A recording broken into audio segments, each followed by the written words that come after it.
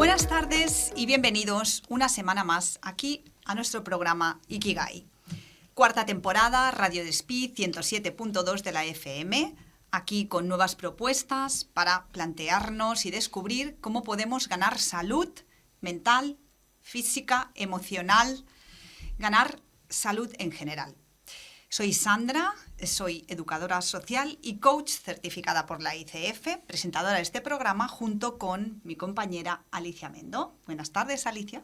Buenas tardes, Sandra, ¿qué tal? Bienvenida una semana más aquí. Gracias. Pues yo soy graduada en Relaciones Laborales y Ocupación, mención psicosocial, y pertenezco a los grupos de recuperación en subagudos en el Parc Sanitari Sant Joan de Déu, en Sant Boi. Y nos viene muy bien hoy la experiencia de Alicia y entenderéis por qué. Porque en la celebración del Día de la Salud Mental en este mes de octubre, y que es tan importante en nuestro programa porque nosotros tenemos una colaboración directa con la Asociación de Familiares de Personas que tienen Trastorno Mental en el Baix Llobregat, y para nosotros es muy importante este mes, esta celebración, que es un recordatorio, y veníamos hablando con el invitado que tenemos hoy, de lo que falta, pero sobre todo de lo que hemos logrado y lo importante y lo necesario que sigue siendo que se realicen estos servicios para atender a las personas con algún trastorno. Hoy tendremos la suerte de dedicar el programa a la salud mental a través de la colaboración que tenemos con los profesionales del CAP o los CAPs de Sant Joan Despí, que nos han traído pues a un invitado con el que hablaremos ahora, Manel Montserrat, quien pasa gran parte de su jornada laboral en estos centros de primaria, tanto en Esplugas, en Sant Joan Despí, como en Sant Just, y que forma parte de un equipo interdisciplinar, y lo digo con mucha fuerza, luego él nos dirá por qué, no es multidisciplinar, sino interdisciplinar, del CESMA, que es el Centro de Salud Mental de Adultos de Esplugas, y que pertenece al Parc Sanitari de Sant Joan de Déu, que es un equipo que está integrado por una psicóloga, por un psiquiatra, un enfermero especialista en salud mental, y que hacen una colaboración muy importante con los centros de atención primaria de estas poblaciones que decíamos. Es un programa de colaboración y de apoyo al centro de atención primaria con el objetivo de mejorar la atención que se está llevando a cabo a las personas que están afectadas por alguna situación o problemática de salud mental, pero sobre todo y específicamente, y hoy veréis que hablaremos de trastorno afectivo o de la ansiedad. Como explica Manel, con una frase suya, debemos cambiar los hábitos de trabajo y pasar de derivar a compartir la responsabilidad asistencial de los problemas de salud mental. Conozcamos en qué consiste su trabajo en estos centros como enfermero especialista en salud mental. Vamos a ello. La salud empieza por ti. Ikigai, con la colaboración de los profesionales de los centros de atención primaria de Sant Joan Despí. Los trastornos de ansiedad junto con la depresión suponen la patología mental más frecuente en nuestra sociedad, llegando a afectar a más del 15% de las personas a lo largo de su vida. Datos del estudio de European Study of Epidemiology of Mental Disorders sobre la prevalencia de los trastornos mentales en Europa, llevado a cabo en 6 países europeos, concluyó que alrededor de, escuchar atentos, el 25% de la población mundial sufrirá en un futuro algún trastorno mental a lo largo de su vida, y que un 10% lo ha sufrido en el último año, siendo los más frecuentes los trastornos del estado del ánimo, con un 14% de prevalencia, y los trastornos de ansiedad, con un 13,6%. Diversas investigaciones coinciden en que hoy en día prácticamente el 30% de las consultas al primer nivel de atención sanitaria están relacionadas con sintomatología ansiosa. El abordaje terapéutico que conocemos la gran mayoría de nosotros y que se utiliza para el control y la gestión de la ansiedad es la prescripción de fármacos, ansiolíticos, hipnóticos y antidepresivos. El trabajo multidisciplinario está demostrando que ha permitido en muchos servicios la implementación de una mayor diversidad de abordajes, tanto psicoterapéuticos como psicoeducativos. En la mayoría son es un complemento a esta prescripción farmacológica que está dando grandes resultados. Estas intervenciones las están llevando a cabo profesionales de la psicología clínica, pero también enfermeros especialistas en salud mental, enfermeros y enfermeras especialistas en salud mental. Hoy contamos aquí con uno de esos profesionales. Buenas tardes, Manel Montserrat, y bienvenido a nuestro programa. Hola, buenas tardes y muchas gracias. Bien, con esta entrada, Manel, dos cosas claves. La primera, la figura del enfermero especialista en salud mental. Tenemos la oportunidad de tenerte en primera persona, que nos sitúes de dónde vienes, cómo es esta colaboración que se está llevando a cabo desde este Centro de Salud Mental de Adultos y los CAPs. Y que aparte de esta configuración, de esta colaboración, el papel que tú tienes ahí. Empecemos por ahí y luego hablamos de datos porque son fuertes e impactantes. Muchos datos, muchos. Pues mira, como Sandra, como comentabas tú, realmente el programa hablamos un poco del programa, si te parece, para empezar. El programa de colaboración con la primaria surge sobre todo a raíz de estos datos que un poco explicabas, ¿no? Estos datos que prácticamente a principios de este siglo, finales del siglo pasado, ya se empezaban a detectar es que había un aumento significativo de la demanda de atención primaria por parte de la población en patologías relacionadas con la salud mental, malestar emocional, etcétera, ¿no? Con lo cual, con estos datos, el Plan Director de Salud Mental de Cataluña pues marca, a partir del 2006, marca un criterio, un cambio, ¿no?, en relación al abordaje.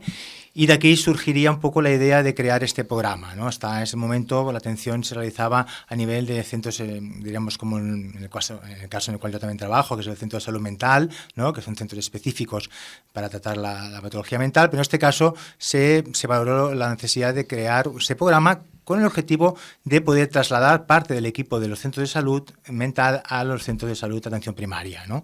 Hacéis un desplazamiento físico, el equipo se desplaza a la ubicación del CAP y desde el CAP hace esta atención que ahora nos explicas. Correcto, ¿no? Correcto. Con lo cual, yo creo que aquí, para mí, tiene dos aspectos muy importantes, que es, lógicamente, el acercar más la salud mental a la población, cosa que es muy importante, ¿vale? Y por otro lado, yo creo que también facilitar, ¿no?, a la hora de poder hacer un abordaje, ¿no? Siempre yo creo que es mucho más fácil hacer un abordaje directo en el CAP, quizás que el paciente tenga que trasladarse, ¿no? Siguiendo un poco lo que comentabas tú, el equipo que estamos en los CAPs son un equipo que es un psiquiatra, un psicólogo, psicóloga clínica y un enfermero, enfermera especialista en salud mental, ¿vale? Y que, diríamos que cada uno tenemos nuestro espacio, por decirlo así, autónomo, ¿no?, nuestro rol profesional, ¿no?, pero que al final, como muy enmarcabas anteriormente, lo que intentamos hacer es un trabajo sobre todo interdisciplinar, ¿no?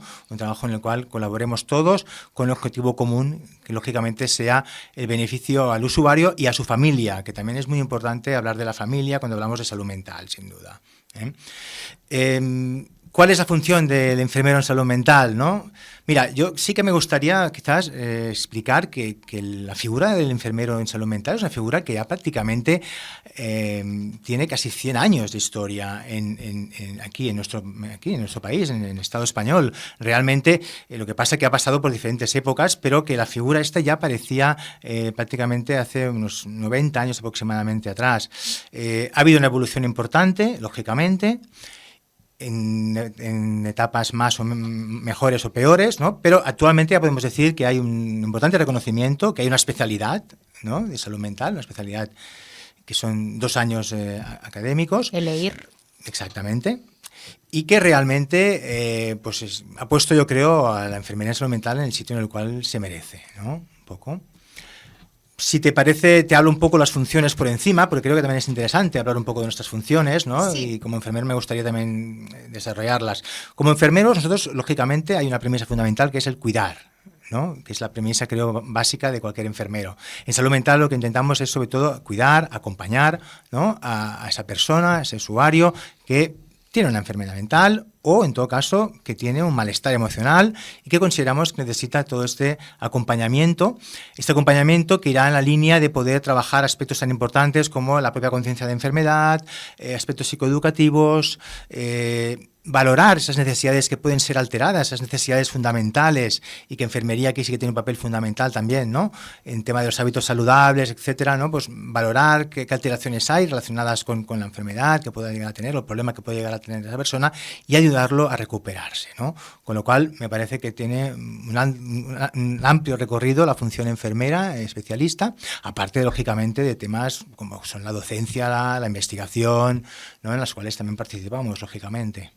Que es lo que has comentado antes, que la enfermería empieza hace muchísimos años, pero el reconocimiento como tal viene mucho después. Pero yo ahora veo, bueno, que es un grado superior, tenéis la especialización aquella que hemos hablado, luego tenéis el máster de no sé qué, el máster de no sé cuántos, o sea que vamos, hay un personal que, vamos, súper especializado en el tema.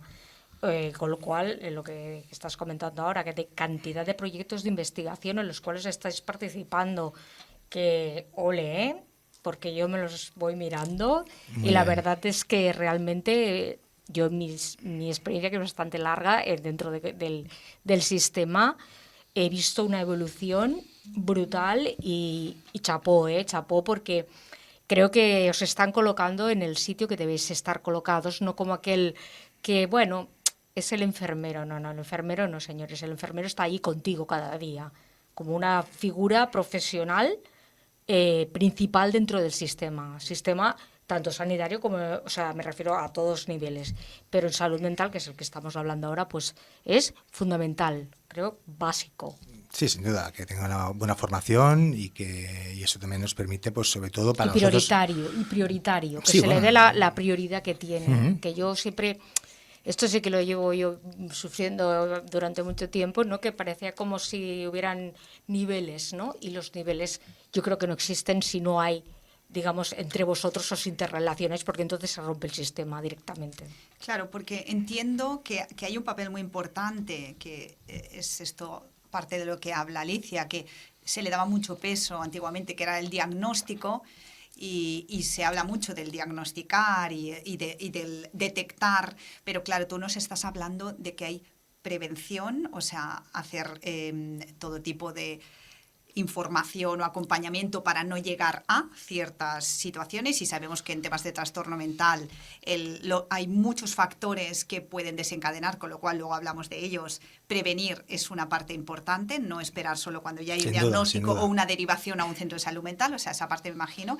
Entonces, este papel, explicaros un poco para que la gente pueda comprender, ¿no? ¿Qué es lo que hacéis cuando os desplazáis al CAP en un día a día? ¿Cómo te llega un paciente? ¿Es porque ha ido al médico, el médico ha detectado algo y te lo han derivado? ¿O ya tienes un espacio donde directamente pueden hacerte consultas? Para que la gente empiece a situarte cuando van al CAP, ¿dónde estás, qué estás haciendo y si eres accesible directamente o es a través de una derivación que pueden pasar a tener un enfermero o una enfermera referente para temas de salud? Sí, nosotros realmente, la mayoría de derivaciones, lógicamente, son realizadas por el equipo de atención primaria, que en la mayoría de casos es el médico, pero que a veces no únicamente es el médico, sino también es un enfermero, trabajadora social, etcétera, que detectan una situación concreta, un cuadro concreto y valoran la necesidad de derivarlo al equipo. Nosotros, como equipo de salud mental en el CAP, lo que hacemos es valorar el caso y sí que es verdad que generalmente lo que hacemos es una primera valoración, que esta primera valoración en algunos casos la hace el enfermero, la hago yo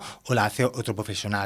Sí que es verdad que intentamos generalmente que esta primera derivación vaya un poco encaminada a ver un poco la necesidad, ¿no?, primaria que hemos detectado en ese caso, ¿no? ¿Qué quiero decir con esto? Bueno, pues que al final, como decía antes, cada profesional también tiene su espacio, ¿no? Y podríamos aquí un poco redefinirlo, pero bueno, quizás sí que es verdad que hay una parte más médica, lógicamente, que lleva el propio psiquiatra, en el cual pues sí que hay temas como todo el tema del diagnóstico, la propia medicación, que no podemos obviarla y que también hablaremos, yo creo, porque sin duda es parte importante del tratamiento, no podemos obviarla nunca, pero también hay un abordaje pues de eso por parte del propio equipo de psicología, ¿no?, el psicólogo clínico, ¿no? Y luego está la parte de enfermería, ¿no?, que en este caso también, pues luego, si te parece, también explicaré un poco de manera un poco más amplia, ¿no?, los abordajes que hacemos, ¿no? Pero que bueno, que al final lo que intentamos es hacer una revisión del caso, hacer una primera visita.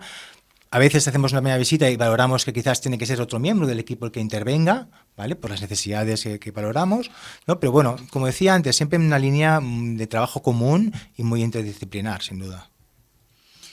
Bien, yo, Manel, cuando daba los datos, sorprendía que hablábamos de un 30% de las consultas aproximadamente que llegan a primaria que sean de salud mental. O sea, que es una alerta de la necesidad de que haya profesionales especializados en salud mental dentro del CAP y no esperar a la derivación. Y además hablaba de dos trastornos que eran los que tienen más prevalencia, los que más os encontráis, entendemos, Sí. y que son el tema de la ansiedad, las crisis de ansiedad, la ansiedad como tal, y el tema de la depresión. Yo empezaría por de tu mano que nos clarifiques qué es ansiedad, quién tiene ansiedad, cuáles son los síntomas que pueden decirnos que estamos en una situación en que tenemos ansiedad y podemos necesitar ir al CAP y pedir ayuda o apoyo. Mira, la ansiedad no deja de ser, digamos, un estado emocional de la persona, ¿vale? En el cual generalmente surge a partir de una situación en la cual él puede vivir como negativa, con sensación de miedo, ¿no? O hasta a veces hasta un cambio vital en su vida. Pero sí que es importante tener presente, ¿no?, que la ansiedad está presente para todos, ¿no? Y esto es importante. Yo siempre que intento trabajar el tema de la ansiedad con los usuarios, intento trabajar mucho el tema psicoeducativo, que es explicar qué pasa y por qué pasa, ¿no? Porque yo creo que eso también nos marca un poco, ¿no? Se encuadra un poco la situación, ¿no? Y en este caso, la ansiedad, pues, como decía anteriormente, es decir, está presente para todos y es lo que llamamos ansiedad normal, ¿no? Digo porque a veces sí que te piden, no, es que no quiero, quítame la ansiedad, no quiero tener ansiedad. Bien, la ansiedad está presente, lo que tenemos que intentar es saber cómo poder manejarla, ¿no? Entonces, bueno, como te decía, hay una ansiedad normal, que es la típica ansiedad que creo que todos hemos tenido ante un examen, ante una situación vital de nuestra vida, ¿no? Pero que al final no nos ha incapacitado. De hecho, al contrario, esa ansiedad normal que decimos que tenemos ante una situación como puede ser un examen, ¿no? Que puede ser, pues, el típico cosquilleo en la barriga, un poco de sudoración de manos, ¿no? O el no haber descansado todo bien, ¿no? Lo que nos reafirma es que realmente que para mí eso es importante, ¿no? Y que realmente yo, pues, lo valoro como tal. Pero como decía, esta ansiedad normal, que en la mayoría de casos es lo que tiene gran parte de la población, ¿vale? No incapacita a esa persona. El problema es cuando esa ansiedad pasa a ser patológica, que es cuando realmente ya incapacita a esa persona, cuando ya realmente no le ayuda, sino es todo lo contrario, ¿no? El ejemplo del examen sería, pues, en vez de tener estos síntomas que yo comentaba antes, el llegar al examen y estar bloqueado, la típica frase de que estoy en blanco, ¿no? pues implicaría seguramente la idea de que la persona tiene un nivel de ansiedad que le está incapacitando. Y ahí es cuando tenemos que intervenir, lógicamente, ¿no? Otra de las preguntas, o que muchas veces también, ¿no?, nos plantean, es el por qué tengo yo ansiedad. Mira, la ansiedad realmente es muy transversal y depende de muchos factores, desde la propia personalidad hasta factores genéticos. Hay personas más predispuestas que otras, sí.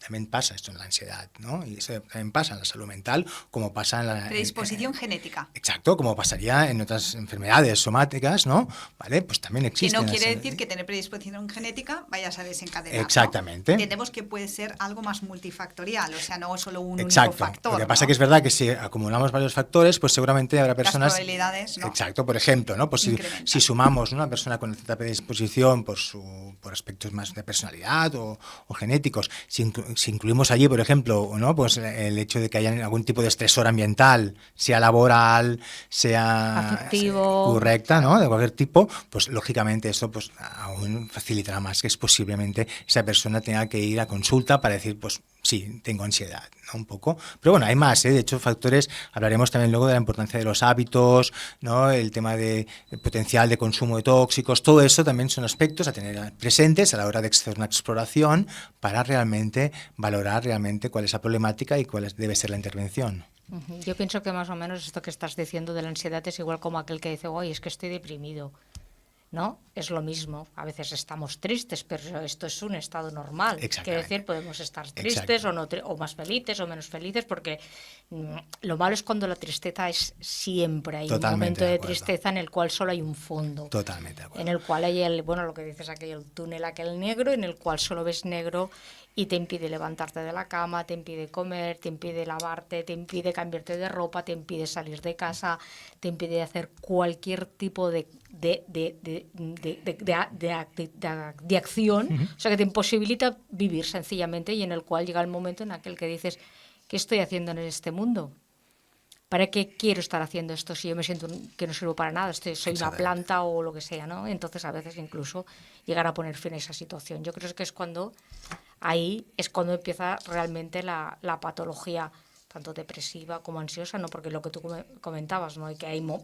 Que sí que todo el mundo podemos tener momentos, pero claro, cuando es patológico ya es cuando realmente se puede detectar la enfermedad, ¿no? No, y lo de depresión me parece muy, muy bien, muy acertado el comentario, porque realmente, ¿no? A veces el término depresión se utiliza mucho y cuidado. Muy banalmente. Cuidado, exactamente. Eso es estar triste. Una cosa es estar triste, que es lógico. Estado de tristeza. Correcta, estado de temporal, tristeza. acotado. Exacto. ¿Y qué pasará? Que es lógico y que además que tenemos que vivir todos en un momento u otro, ¿no? La tristeza existe como el llorar, como muchas emociones, ¿no? Pero eso no significa realmente que tengamos una enfermedad, ¿no? Tan grave como puede ser la depresión, que en todo caso ahora hablaremos un poquito, si te parece, ¿no? Sí.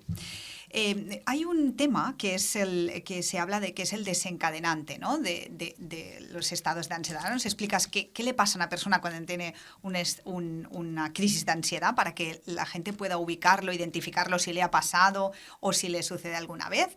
Y hay desencadenantes que podemos entender como más fácilmente, es que, mira, ha perdido un familiar y le ha dado una crisis porque está en shock del momento que le acaban de decir. Es como más fácil comprender, pero sí sabemos que hay situaciones de gente que de golpe tiene una crisis de ansiedad, pero no viene por nada sucedido un hecho físico real, sino por algo que está en su mente, ¿no? Que está creando un miedo, alguna preocupación. ¿Esto es así? Mira, la ansiedad, ¿vale? Sí que es verdad que en muchos momentos pues surge, ¿no? Como te decía antes, ¿no? Un poco surge pues porque hay realmente un estresor claro, ¿no? Un estresor, pues como decía, ¿no? Mira, la verdad es que tristemente en los últimos tiempos pues vemos también muchos estresores relacionados con temas pues con laborales, ¿no?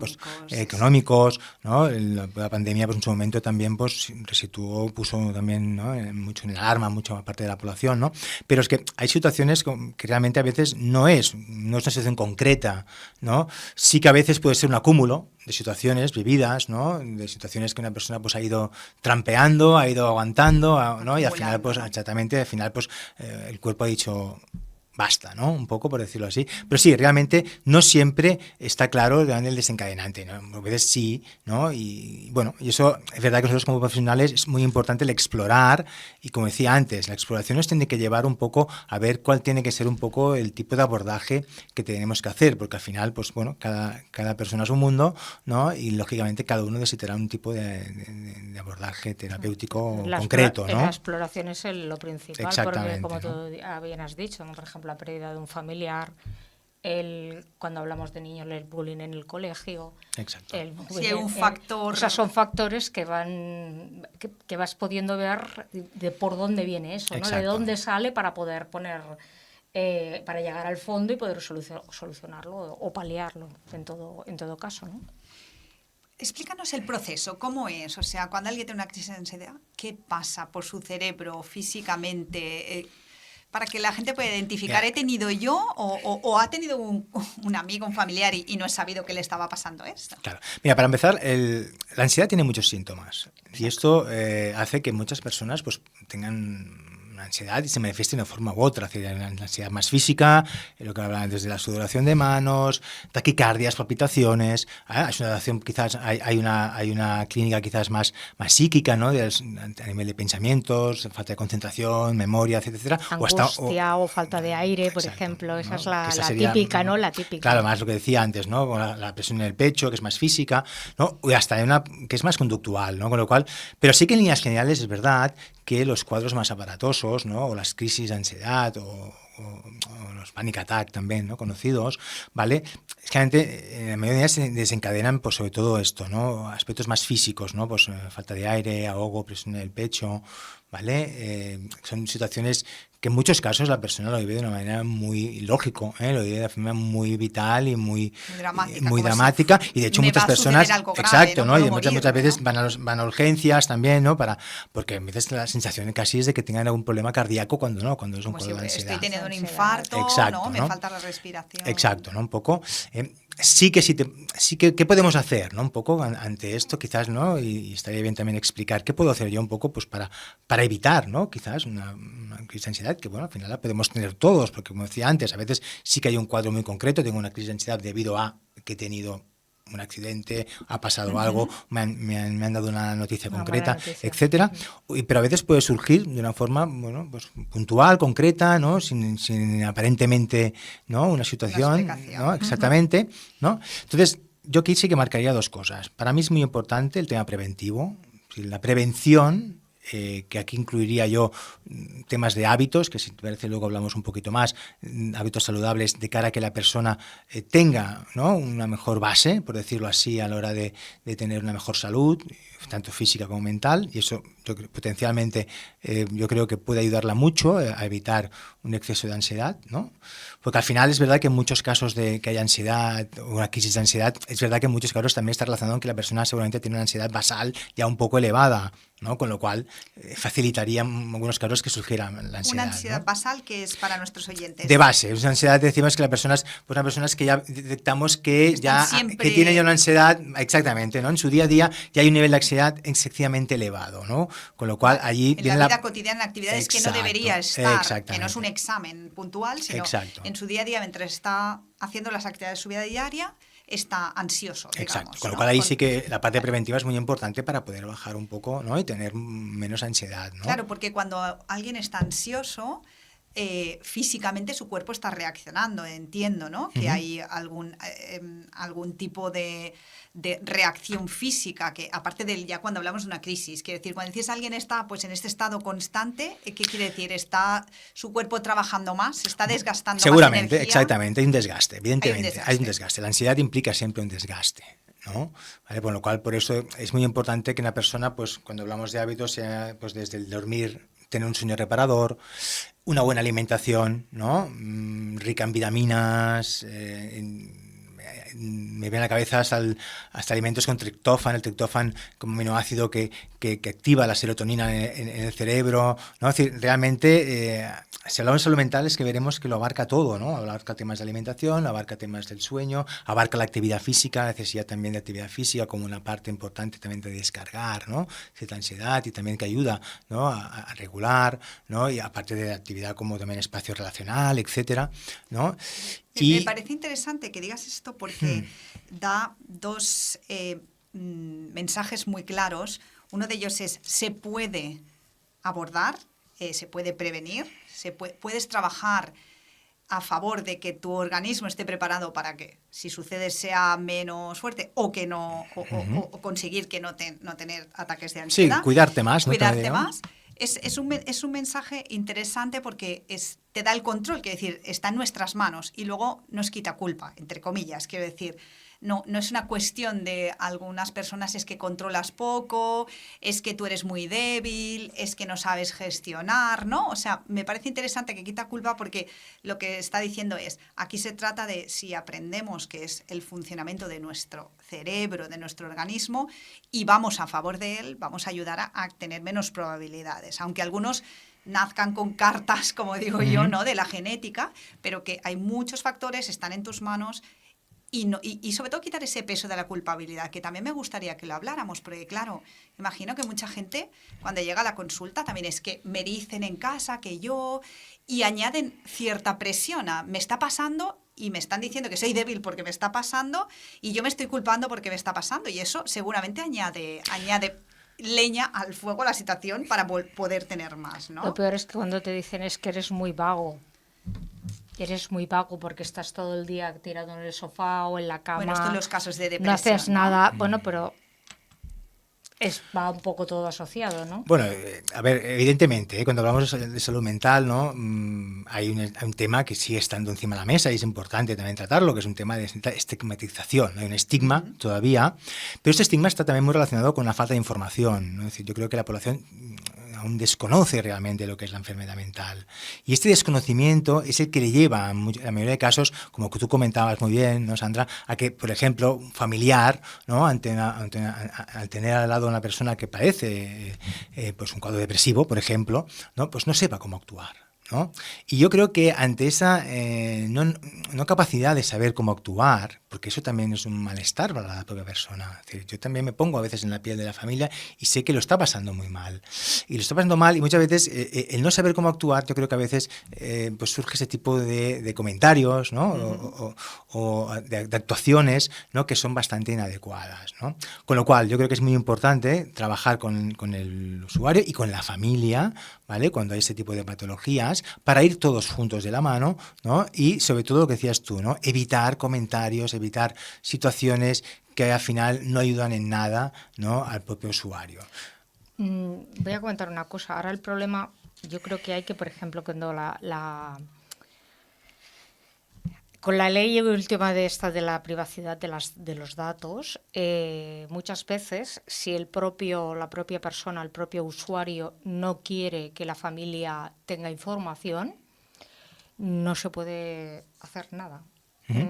Yo te lo digo porque, o sea, me está pasando, o sea, que yo quiero ayudar a una persona y familiar y no puedo. No puedo porque esa información está, digamos, si esa persona no deja entrar, o sea, no comparte esa información, yo no puedo entrar. Por tanto, aquí se presenta otro problema. ¿Qué hacemos en estos casos, no? Claro, ¿Qué hacemos? Es complicado, es complicado. Evidentemente nosotros intentamos siempre trabajar con el usuario, con la familia, ¿no? Intentamos realmente... Ya, pero a veces la familia no puede intervenir. No, lo sé, y que, bueno, que se tiene que respetar, ¿no?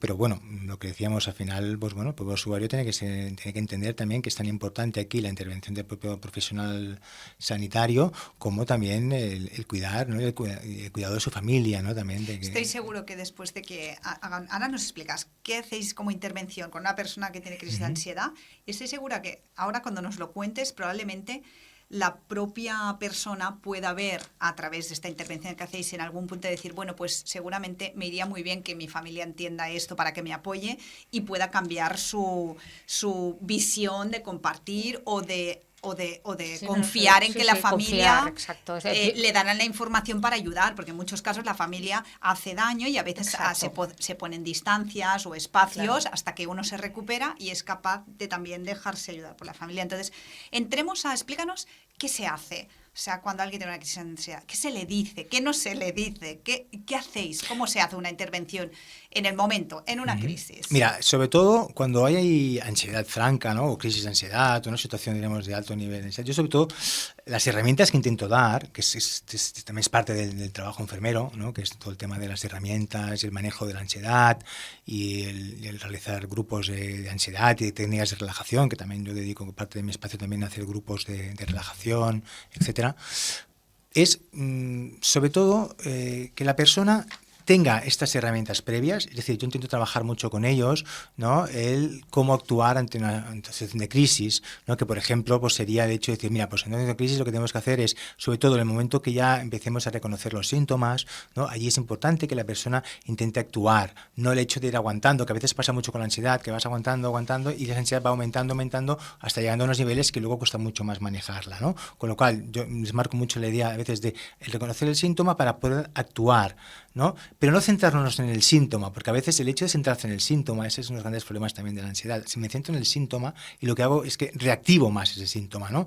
Tengo taquicardia, empiezo a pensar en la prueba de taquicardia y a partir de aquí generalmente lo que hace es reactivar mucho más. Con lo cual, yo lo que marco mucho es utilizar sobre todo la respiración. El tema de la respiración para mí es un eje fundamental. La respiración es una de las mejores herramientas que tenemos para manejar la ansiedad y ahí sí que les marco siempre decir, bien, ante una situación de aumento de ansiedad, lo que tenemos que intentar es reconocer el síntoma, buscar algún sitio que me pueda sentir yo cómoda, tranquila, ¿no? Yo a veces digo, en el foco no te relajes, relajarse en el foco es muy complicado, un foco que quiere decir que hay mucha gente, mucho ruido, en mitad de un bar, exacto, ruidoso, o en la reunión o en el trabajo, ¿no? Intenta buscar algún sitio un poco apartado, a partir de ahí te sientas, intentamos centrar la atención en la respiración y la idea de centrar la atención en la respiración tiene dos funciones. Una, centrar la atención en la respiración significa, primero, no estar pensando en negativo, porque uno de los grandes problemas de la ansiedad es el pensamiento, ¿no? Que precipita aún más la ansiedad, ¿no? Pues qué mal que estoy, etcétera, etcétera, ¿no? Centro atención en algo que es la respiración y a la vez estoy haciendo un ejercicio que por sí solo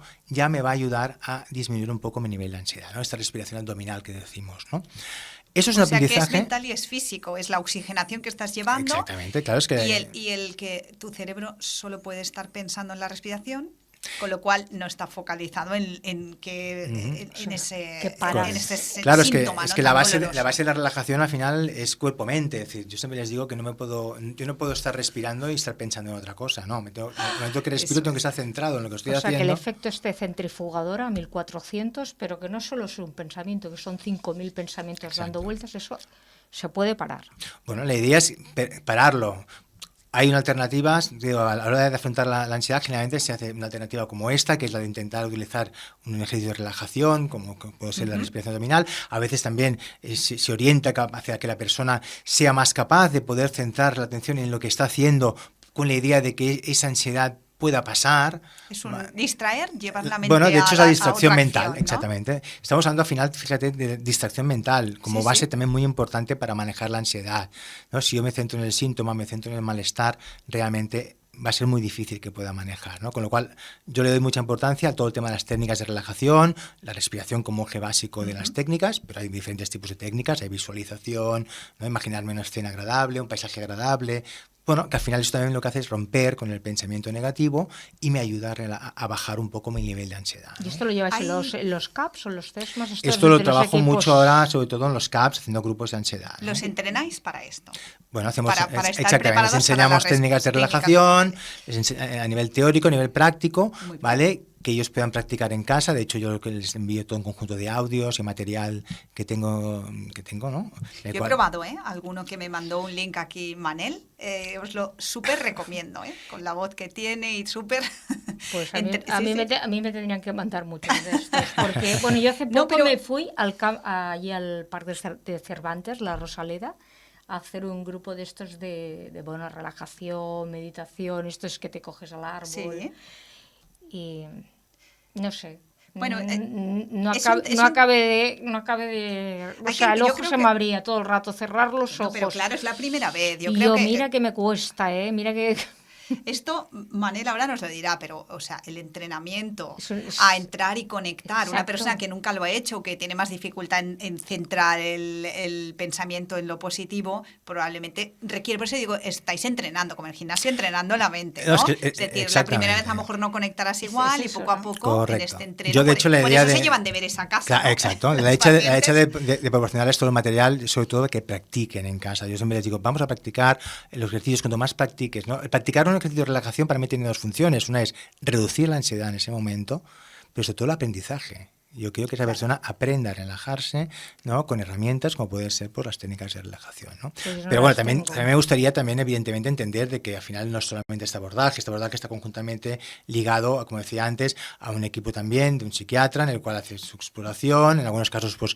necesita a esa persona pues durante una temporada, un tiempo concreto, un tratamiento, ¿vale? Farmacológico, ¿vale? Y en algunos casos también una intervención lógicamente psicológica para poder abordar, ¿no? Una situación de esa persona que entendemos que necesita un espacio para poder tratar, ¿no? No quiere decir que todo el mundo necesite las tres herramientas, pero el que necesite dos o tres o una combinación de Exactamente, ellas, valoramos en cada función. caso. Eso está muy bien porque se adapta a cada individuo en función, Es lo que porque los test de intentamos. ansiedad no son para todos iguales, entiendo. No tiene todo Exactamente. el mundo la misma sintomatología, Ni la misma problemática.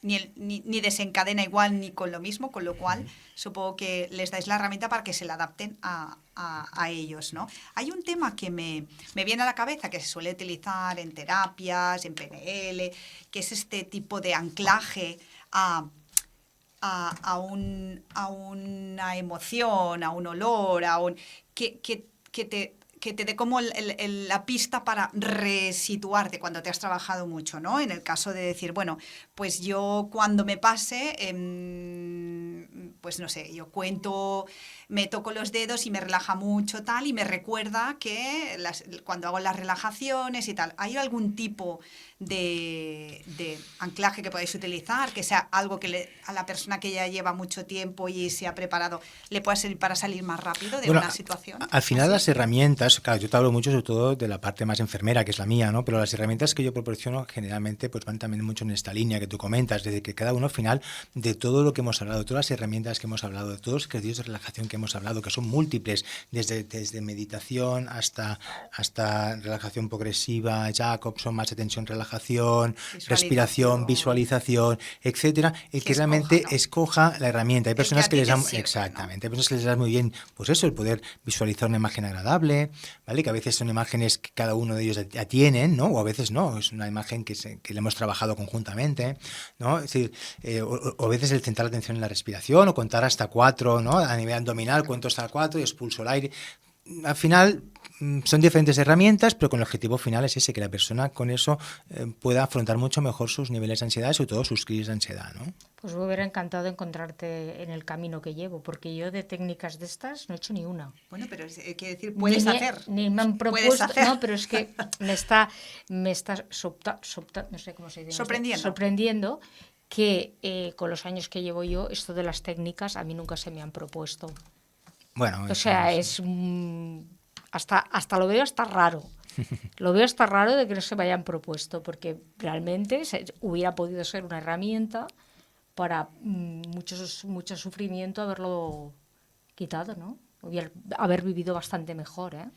Bueno, pues, sí. Claro, hace 30 años en el CAP no hacían meditaciones, no, ya lo podemos confirmar. Es que... Y ahora sí, quiere decir, estamos mirando hacia adelante, lo que quiere decir que si hoy lo has descubierto, puedes ir a tu CAP, entiendo, puedes preguntar por el servicio de atención a la salud mental, si hay algún grupo donde puedes incorporarte, ¿no? En caso que seas una persona que estás en una de estas dos situaciones, de crisis de ansiedad o de depresión. O sea que es un recurso que existe. Es un recurso que sí, están pero no sé si en todos los CAPs o en algunos CAPs no lo sabes. Al final cada profesional donde está, pues intenta también hacer su trabajo. Claro.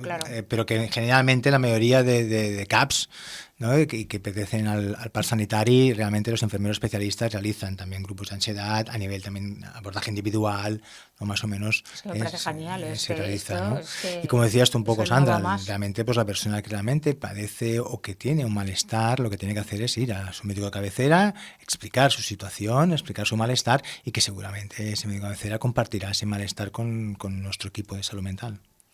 Hay un tema que me venía a la cabeza y digo, ostras, qué interesante, estás hablando de las herramientas que, de hecho, ya en el colegio mis hijas ya hacen meditaciones, hacen yoga por la mañana, o sea, lo han empezado como a incorporar, que me parece muy sano y muy correcto en los colegios, ¿no? Quizás no tanto como una asignatura, pero bueno, tienen algunos espacios donde empiezan a trabajar estas técnicas, cosa que no tuvimos la suerte nosotros de que en el colegio se abordaran este tipo de... Y claro, me planteo, ¿os encontráis el tema de las crisis de ansiedad en niños, en qué edades y cómo es la sintomatología en un niño, si realmente los niños también tienen crisis de ansiedad? Claro, nosotros somos un equipo de atención en adultos. Sí. Eso no quita que evidentemente desconozcamos lo que pasa, ¿no? en la xarxa en la red infanto-juvenil, ¿no? La ansiedad en los niños, evidentemente que se manifiesta y cada vez más. Y es verdad que cada vez más la atención en salud mental estamos viendo que la población es más joven también, ¿no? que hace una demanda. En el caso de, sí que si te parece, sí que puedo marcar 4 puntos creo que básicos, ¿no? Y que pueden ayudar a las familias a detectar un poco en casa, ¿no? Sobre todo la ansiedad en los niños. Primero pensemos que estamos hablando de unas edades muy complejas, difíciles, con muchos cambios. Los cambios son muy rápidos, ¿no? En las cuales realmente las emociones realmente también vuelan, ¿no? Y eso evidentemente implica un alto nivel de malestar para la persona, ¿no? Generalmente es verdad que con los niños la ansiedad se manifiesta. Si yo hablaba ahora mucho quizás de aspectos más, no sé, como el tema de la respiración, ¿no? Hablaba mucho, ¿no? De la taquicardia, de las palpitaciones, la presión en el pecho, esta sintomatología muy franca, muy ansiosa, muy típica de la ansiedad quizás en la persona adulta, quizás en los niños se manifiesta de otra manera, ¿no? Por ejemplo, generalmente se manifiesta como, ¿no? Pues con una sensación más de malestar relacionado, por ejemplo, con dolor de barriga, dolor de cabeza. De estos inexplicables, exactamente, ¿no? Vemos que sí que es verdad que podemos ver también que el niño empieza a tener algún tipo de problemas a la hora de dormir, ¿no? Que empieza a haber un cierto aislamiento. El tema del aislamiento es muy importante, ¿no? Detectarlo. Y esto pasa mucho en los cuadros de ansiedad, tanto cuadros de ansiedad como de depresión, cierto aislamiento social, ¿no? O sea, se relaciona menos. Exactamente, menos ganas de hacer actividades, menos ganas de hacer cosas, ¿vale? Más irritabilidad, ¿no? Pues bueno, son cositas que finalmente, ¿no? ya marcan, nos podrían marcar, ¿no? El que realmente algo está pasando. A nivel académico también es posible que también hayan problemas en la escuela, ¿no? De que haya un bajo rendimiento académico. Bueno, pues yo creo que todo eso es importante que la familia lo pueda detectar. ¿Y qué debe hacer cuando la familia detecta, ¿no? Que puede haber algún tipo de malestar, ¿no? Bueno, sobre todo es poder también compartir, ¿no? Ese espacio, dar un espacio a su hijo, de poder hablar y ver qué realmente está pasando, ¿no? Y sobre todo también es poder hablar con el pediatra, ¿no? El referente también, para poder valorar si hay o no necesidad de tener una intervención por la red de infanto-juvenil. Bien, hago este silencio porque es duro pensar que... Me estoy imaginando niños bastante pequeños. Durísimo, durísimo. Pensar que tengan que, desde pequeños, enfrentar una situación de este tipo, porque no es agradable, no es, como dicen, no es mortal, ¿no? Que es una de las cosas que vosotros reivindicáis, ¿no? En el trabajo, que es decir, transmitir es algo que va a pasar, que no es algo que va a desencadenar en que te pase nada grave, pero es una situación ciertamente incómoda y que a un adulto ya le asusta. No me puedo imaginar a un niño cómo puede vivirlo, ¿no? Y cómo puede afectarle también a su desarrollo, porque una persona adulta tenemos más herramientas para poder internalizar esa experiencia. En los niños a veces es muy extremo. Por eso es importante, yo creo, no minimizar, ¿no? Como familia. No es una rabieta. Y a la mínima que veamos, no es un caprichoso, exacto, una cosa es lo que decimos, que el niño lleve un par de días más irritable por algo que ha pasado, que tal, o que detectemos muy claramente que hay un foco concreto, ¿no? Que ha pasado algo en esa familia, pero cuando detectemos ya de una forma que la situación se está alargando un poquito en el tiempo, persistente, ahí debemos de intentar intervenir rápidamente. Se nota cuando hay un problema en los niños y en los adolescentes. Y yo creo que es mucho más serio de lo que a veces se piensa, muy serio. Claro. O sea, no podemos obviarlo. A veces dices, no, esto ya se le pasará. No, yo no estoy de acuerdo con esta de que ya se le pasará, porque se ha demostrado que hay que darle su importancia y tratarlo. Para eso están los test MIG, ¿no? Por ejemplo. Correcto. Sí, porque hay un tema que tiene que ver, ¿no? Con toda esta función que vosotras hacéis preventiva, también, ¿no? Informativa, y que por eso estás hoy aquí en la radio, por eso escribes, y sé que nos has comentado que hay una plataforma, ¿no? Som Salut Mental 360 de Sant Joan de Déu, del grup de Sant Joan de Déu, y que recomendamos que la gente visite, a pesar de que no haya tenido, porque si tienes hijos, si tienes compañeros de trabajo, poder identificarlo, estar informado al final es una herramienta más para poder prevenir y para poder ayudar a otros, ¿no? Sin duda. En salud mental, lo creo, como cualquier otra enfermedad, o patología somática, etcétera, pero en salud mental, sin duda, por lo que ha significado, ¿no? En este país, en el cual yo creo que, bueno, pues ahora han habido muchos cambios y yo creo que hay que ponerlos, ¿no? Encima de la mesa y reconocerlos, ¿no? Pero que realmente se ha picado mucha piedra, ¿no? Como se dice, ¿no? Y que realmente de ahí el tema de la información es fundamental. La información es fundamental para de cara a que el usuario entienda lo que está pasando, qué puede hacer para mejorar, qué puede hacer para afrontarlo, ¿no? Y que eso también se traspase a la familia, a la propia sociedad, ¿no? Que hay mucho trabajo todavía. Que no te dé vergüenza, que no estás solo. Exactamente. Para eso estamos los activistas. Exactamente. Y las asociaciones que, como tú bien dices, no es que piques piedras, es que tienes que derribar muros, como cuando Correcto. Se hizo en Sant Joan de Déu, el bloque aquel derribando sí, muros, sí, muy bien. que me pareció súper simbólico y muy bonito, muy bonito. La verdad es que aquello lo viví yo y... Hay un dato que tú tienes directo que tiene que ver con los resultados que puedes ver, con los efectos que causa lo que haces, si quieres compartir con nosotros, sin dar nombres efectivamente, pero de tus pacientes, que es el antes y el después de que adquieran estas herramientas, ¿no? Y el poder dejar los grupos, decir, no, es que yo ya me veo con herramientas para que esto no quiere decir que no me vuelva a pasar, pero si me pasa, tendré las herramientas, y si llega un punto que vuelvo a no poderlo controlar, sé que puedo volver a visitar a Manel o a venir al CAP con que el enfermero o la enfermera que esté, ¿no? Pero ¿cuáles son los efectos que estáis viendo de este tipo de servicio? Y si habéis detectado, ¿hay algo más que queréis hacer, que todavía no están los recursos o no está y lo estáis diseñando? Porque estoy segura que no os quedáis aquí y siempre vais a más, ¿no? A pensar, bueno, pues creo que si el servicio puede evolucionar hasta aquí, llegaremos a más gente o No, podremos... Nuevos proyectos. ¿Cuál es el futuro, ¿no?, que veis a partir de la experiencia que estáis detectando del éxito de la intervención que hacéis?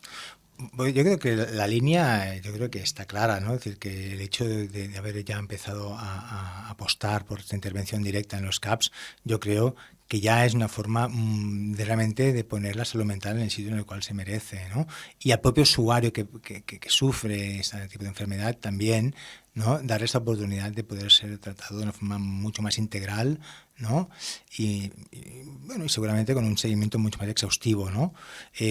La línea, yo creo que es continuar sobre todo en la investigación, porque se está haciendo mucho trabajo también en el tema de la investigación, en la formación, en la docencia. Todo esto, sin duda, es fundamental de cara a que el propio profesional cada vez tenga más conocimientos, más herramientas, porque eso también es lo que te va a permitir luego poder manejar mejor ese tipo de situaciones con el propio usuario y a la vez también poder ¿no?, pues formar a nuevos profesionales, etcétera, ¿no? Y, Con lo cual, y la implementación del usuario en los estudios, como se está haciendo ahora, porque por ejemplo la Charchat Exam o Merit, por ejemplo, es dos de los equipos en los que estoy yo también participando, y bueno, yo soy usuaria y la participación yo creo que es fundamental, porque hay muchas cosas que si no las vives, pues es muy difícil que las conozcas, ¿no? Entonces la experiencia de todos, junto con los profesionales, pues es hacer mucho más amplio ese proyecto de investigación. Exacto, ¿no? Que el camino yo creo que está hecho y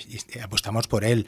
Y apostamos también por nuevas tecnologías, apostamos por muchas cosas, porque bueno, pues las tecnologías también nuevas también nos tienen que servir, ¿no? Pues desde desde situaciones, pues por ejemplo, las apps estas, ¿no?, que pueden surgir para ayudar a manejar la ansiedad. Las herramientas que tenemos las tenemos también que utilizar, y la línea de trabajo va también hacia allí, ¿no? Poder utilizar, ¿no?, pues todos los campos que tenemos, ¿no?, para mejorar la salud mental de la población. Qué interesante, claro. Yo creo que es un camino tan grande, tan amplio que mara meva. Es que me está hasta cogiendo esta cosilla. A mí me ha quedado... pone los pelos de punta. Me ha quedado sobre todo muy... Una cosa que parece trivial, pero que es muy importante para el estigma y para que los pacientes lleguen a recibir el servicio que merecen y que necesitan, y es que vosotros estéis físicamente en el CAP. Es muy importante, o sea, es mucho más importante que la gente, porque hay un paso en las derivaciones en que no llegan, en que también hay cierto autoestigma. Hay gente que no quiere ir a un centro porque allí, vamos a hablar claro, hay gente que todavía habla, no, es que allí van los que están mal, ahí van los que están locos. Vamos a hablar claro. Yo no estoy como ellos. O yo no quiero relacionarme, porque entonces quiere decir que estoy en este grupo. Si voy a sitios que veo que hay gente que está necesitando ayuda psicológica, es que yo no estoy bien, y aceptar eso es difícil. Entonces, que vosotros os desplacéis a un espacio donde lo mismo te pueden curar un uñero que el cerebro, esa atención integral aparte, ¿no?, de que pueden relacionar si hay otro tipo de intervención que está haciendo otra enfermera y que puede ayudar también, que tiene más confianza a poderle entrar para trabajar otros temas, todo este intercambio de información y ese trabajo que hacéis, pero sobre todo el romper esto es trabajar las enfermedades mentales, los problemas mentales, está en la línea de trabajar lo físico, que te pueda suceder una rotura, ¿no? El cuerpo es un todo, ¿no? Eso no se puede separar, es un todo. No se puede separar, pero además todo es importante por igual, pero para eso darle el espacio. Entonces, yo sé que estás puntualmente en los centros, pero estoy segura que la demanda, no sé qué demanda tenéis, pero yo creo que tenéis que tener lista de espera. Yo creo que desde el CAP estarán deseando, y seguro que si le pregunto a los profesionales y responsables de enfermería, que conocemos a Sonia, por ejemplo, que hemos estado hablando y que nos pasó el contacto para que tú estuvieras aquí, o la referente también de aquí de Silvia del otro CAP, yo creo que si hablara con ellas seguro que me dirían, no, Manel, que venga cada día, por favor, ¿no? ¿Cómo está este tema? El tema de la atención, si realmente estáis pudiendo responder a la demanda o tenéis más demanda de la que podéis responder. Sí, mira, primero lo que comentabas antes, ¿no? La atención primaria es la puerta de entrada de la salud. Y el hecho de que estemos en la puerta de entrada, cosa que hace 15, 20 años atrás no estábamos, eso ya significa mucho, ¿no? En todos los niveles significa. Y también marcaría la importancia de cara al propio equipo de atención primaria, ¿no? ¿no? Para mí también es muy importante que el equipo de atención primaria conozca la función, ¿no? de los profesionales. En este caso, mis compañeros enfermeros del CAP, para mí también una parte de mi trabajo también es que conozcan cuál es el trabajo del enfermero en salud mental.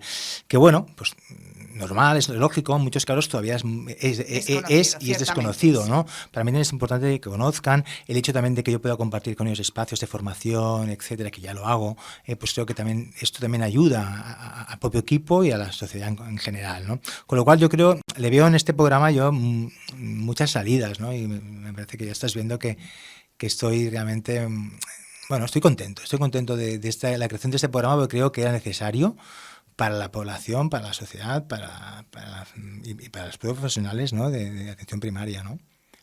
Sí, no lo dudo, porque es que realmente es un paso más grande de que a veces la población no valora, pero tener este servicio, no sé cómo están en otras comunidades o en otros países, pero me parece que es un súper avance de que todos la atención integral esté en el mismo centro. Hay una opción que damos siempre a los invitados, porque el tiempo siempre acaba, el tiempo pasa, como decimos, todo pasa, lo bueno, lo malo, y el rato del programa va llegando a su fin, pero siempre damos la oportunidad de que puedas comentar si ha quedado algo en el tintero, que te han quedado 1000 cosas por la experiencia que tienes, a nosotros también de preguntarte, pero es una primera ocasión y estamos encantados de que puedas volver y profundizar. Quizás un día vengas aquí y nos hagas en directo técnicas de relajación, alguna dinámica, encantados de hacerlo algo más práctico. Hoy era una primera introducción, pero hay un tema que ofrecemos a todo el mundo y es que nos puedas dar un consejo para nuestra salud mental, para cuidar nuestra salud mental. Y bueno, tendrás uno, no tendrás cientos. Será como Doraemon, tiene un bolsillo mágico y sé que tienes 200. Puedes... Mira, el técnico me dice, tienes 5 minutos para ti, para aconsejarnos. Salud mental, ¿qué debemos hacer? ¿Qué hay que tener en cuenta? Mira, o qué dice Manel con su experiencia sí. que es básico para cuidarnos. Para mí es muy básico toda la parte preventiva y sí que me gustaría reforzarlo y marcarlo ahora, ¿no? Nuevamente. De hecho, antes hablábamos también de un poco, ¿no? De las familias, de cómo detectar, ¿no? Si un niño y tal, quizás no había comentado qué puedo hacer esa familia. Y esa familia tiene mucho en la línea que lo que explicaré ahora, que es el tema también de que sobre todo cuando un niño, ¿no? También tiene esta parte de ansiedad, este malestar emocional, etcétera, también necesita sobre todo, ¿no? Aparte de tener su espacio, etcétera, ¿no? También necesita una cierta rutina, una cierta organización. Todo eso ayuda a mejorar, ¿no? Ese caos que puede tener esa persona, el hecho de trabajar temas de organización horaria, de hábitos saludables, etcétera, es una forma también de poder organizarse mejor, ¿no? A nivel físico y a nivel mental. Con lo cual, este aspecto que me gustaría marcarlo también para las familias, ¿no? De cara a poder ayudar a sus hijos, ¿no? Haga, ¿no? Es importante poner que también, rutina, exacto, unos horarios estables, exacto. ¿no? Y eso también es muy importante de cara a la población, ¿no?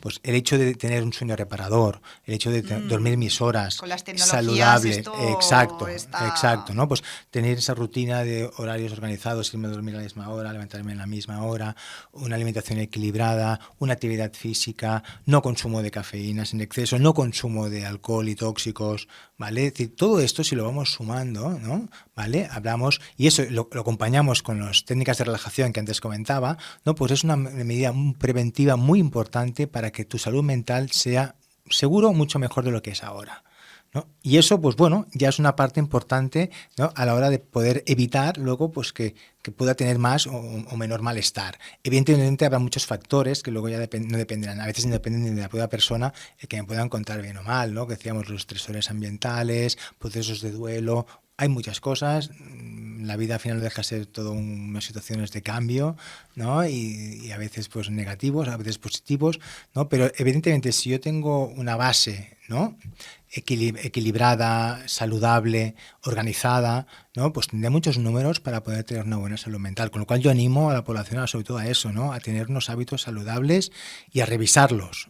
De vez en cuando ir revisándolos, ¿qué puedo hacer mejor, ¿no? Hacerme la pregunta de ¿qué puedo hacer yo para mejorar mi salud mental? ¿Qué puedo hacer yo para mejorar mi salud mental? Has entrado en un tema que es básico porque nosotros aquí hemos dicho una frase muchas veces, no la persona feliz o que tiene buena salud emocional y mental no es la persona que no le pasan cosas, que no siente emociones, No. sino la persona que pasándole cosas es capaz de gestionarlo y sobreponerse a cualquier cosa que le pueda venir, como que se te pincha una rueda en el coche en mitad de una autopista y no te da una crisis de ansiedad por eso, sino que haces, coges el teléfono, tal, que puedas reaccionar de una manera que puedas sobreponerte a cualquier situación que te pueda pasar, porque a veces hay mucha gente que dice, bueno, es que esto es, bueno, como nunca le pasa nada, bueno, pues probablemente no le pasa nada porque a lo mejor está haciendo alguna de estas cosas que Manel dice, ¿no? Y tiene orden en su vida y tiene una alimentación equilibrada y hace algo de deporte, que no estamos diciendo que nos hagamos atletas, tampoco estamos pidiendo que a las 8 haya que ir a dormir con 35 años, no, estamos hablando de cosas de muy llevar un lógicas, equilibrio, llevar que sabemos una vida saludable con ciertos Y como has comentado, lo del tema de tóxicos, etcétera, etcétera, daría para un programa también, pero bueno, muy, claro, muy ahí amplio, sí. porque entonces ya podríamos hablar un poquito de lo que es la patología dual.